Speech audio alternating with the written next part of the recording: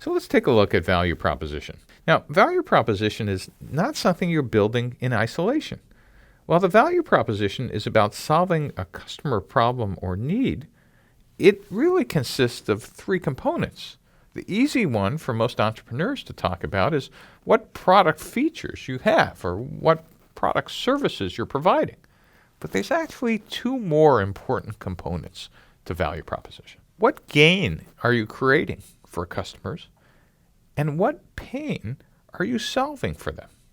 Alexander Osterwalder, when he drew the business model canvas, really emphasized this. It's not just about your product. And especially if you come from a technical background, it's really easy to see, oh, look at all these features. And if you find yourself doing that, you need to complete the sentence and say, yes, but here's what we make people be able to do better, and here are the problems we solve for them.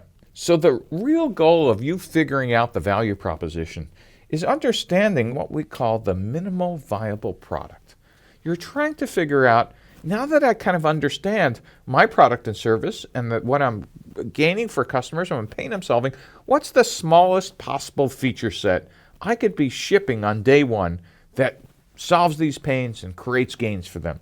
And this really is an interactive process because there's no way, no possible way, sitting in your office, you could figure this out. And the default for great engineers and great entrepreneurs is, oh, I understand customers' problems and needs, so, don't worry about it. We'll just spec the entire product on day one.